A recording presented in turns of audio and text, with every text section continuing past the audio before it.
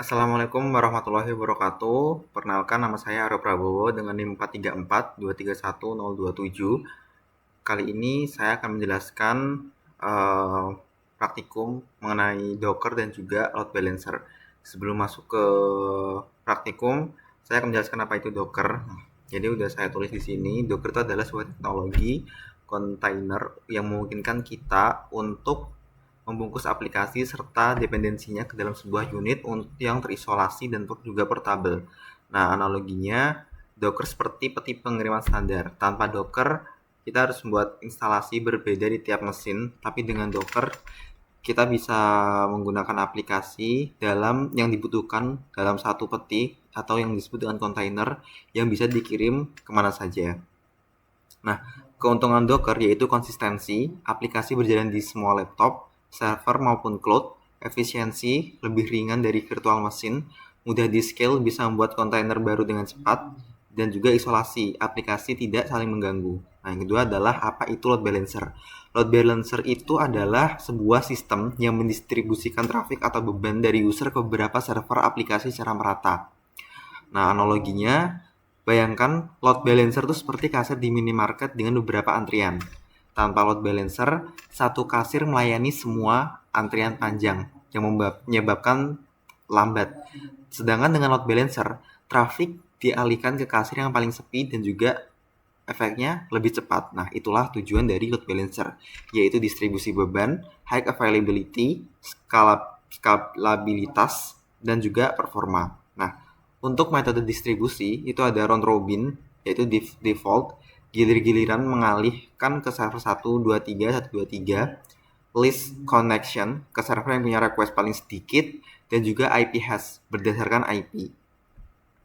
Nah, sekarang struktur folder yang sudah saya susun yaitu ini Docker Composer YML, ini untuk konfigurasi servernya, dan juga engine.conf.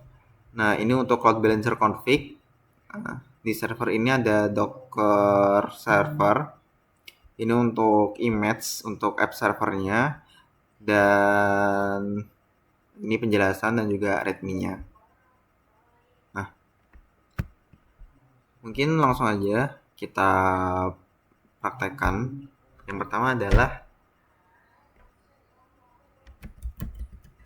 kita mau ngecek Dockernya apakah sudah terinstall. Nah, kebetulan ini saya sudah menginstal Docker kemarin.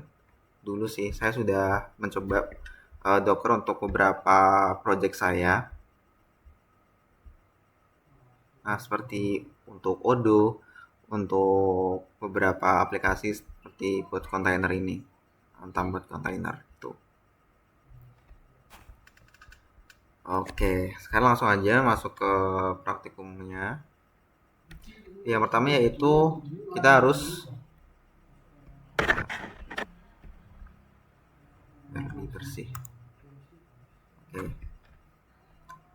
Jadi kita build image dulu, yaitu dengan command docker compose build. Nah, di sini sekarang kita build image. Ini akan membuat image untuk 3 server ya. Nah, ini udah ke build server 1, server 2, dan juga server 3.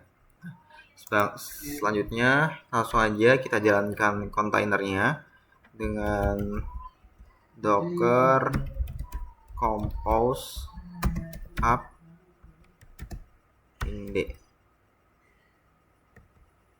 Nah, di sini parameter mind itu artinya detach. Jadi kontainer berjalan di background. Jadi kita bisa terus pakai terminalnya gitu. Nah, kita cek statusnya. Docker compose ps. Nah, di sini terlihat name, image, comment, service, create statusnya gitu. Jadi di sini terlihat outputnya, semua kontainernya udah running semua, load balancernya bisa diakses dari localhost, dan ketika app server sudah siap untuk melayani. Nah, selanjutnya kita langsung demo load balancernya. Nah, karena dia berjalan di sini 80 kita langsung aja buka. Nah, ini udah jalan ya ketiga kontainernya. Kita langsung buka. Nah, ini localhost 8080. Nah, akan muncul halaman yang pertama ini app server 2. Nah, ini app server 1. Jadi ketika kita merefresh halaman ini beberapa kali, dia akan berpindah-pindah gitu sesuai dengan kontainer yang sudah kita buat tadi. Nah, jadi request kita itu dikirim bergiliran ke server 123. Inilah yang biasanya disebut dengan Robin distribution. Nah, step kedua yaitu kita bisa melihat log semua server.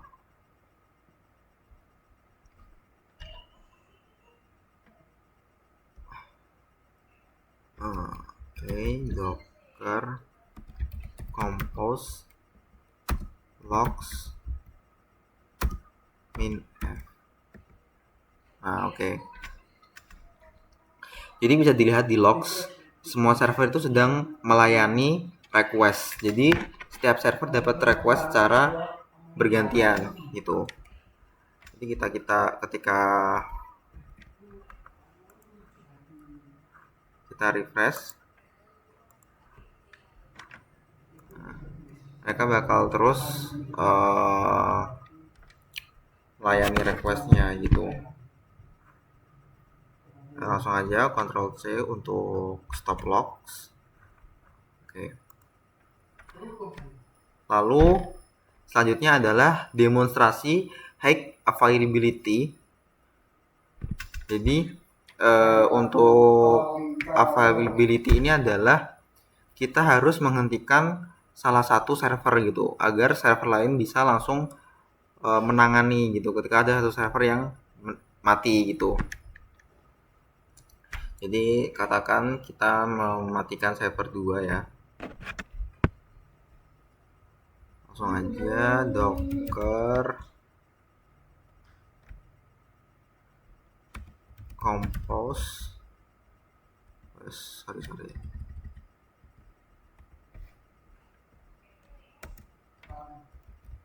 docker compose stop app server 2. Nah, kita stop app server 2. Oke. Jadi sekarang kita matikan server 2 untuk menstimulasikan server yang crash atau maintenance gitu. Jadi apakah load balancer bakal tetap berfungsi? Mari kita cek di lokal. Nah,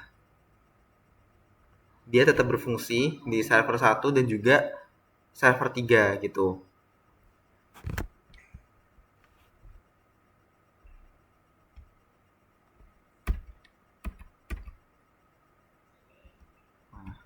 Server 2 nggak bisa diakses karena server 2 udah kita matikan seperti itu. Ini adalah yang dinamakan high availability. Jadi sistem tetap berjalan, bahkan ada yang salah satunya rusak seperti itu. Nah, kita bisa lihat status kontainernya dengan komen aja docker compose ps. Nah, di sini bisa dilihat server 2 itu sudah excited, tapi load balancer dan kedua server dia masih berjalan seperti itu. Jadi kita ulangi lagi, kita hidupkan ulang server 2 dengan docker compose start app server 2. Nah, jadi kita hidupkan lagi server 2, cek browser lagi dan juga kita refresh. Nah, server 2 udah bisa running. Sekarang ada 3 server lagi. Artinya load balancer otomatis mengalihkan request dari server 2 karena dia sudah online kembali seperti itu. Nah, yang terakhir itu clean up. Kita bersihkan dulu Docker Composer down. Oke. Docker Composer down.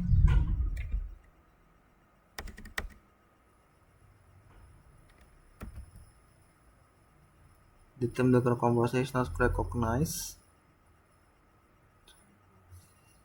Oke. Nggak pakai R ya. Compose down. Nah, kita bersihkan semua kontainer dengan down. Ada juga Docker compose stop, itu hanya untuk stop saja, tetapi kontainernya masih ada. Down itu artinya menghapus semuanya. Nah, kita bisa lihat di sini kontainernya udah nggak ada lagi seperti itu. Nah, jadi Docker Compose itu memudahkan untuk manage multiple container dengan satu command. Nah, konfigurasi sudah didefinisikan di file docker compose.yml. Ini konfigurasinya sudah saya buat di sini. Jadi load balancer itu melakukan round robin di server 1, 2, 3, 1, 2, 3 berulang kembali saat server online atau saat server yang kita matikan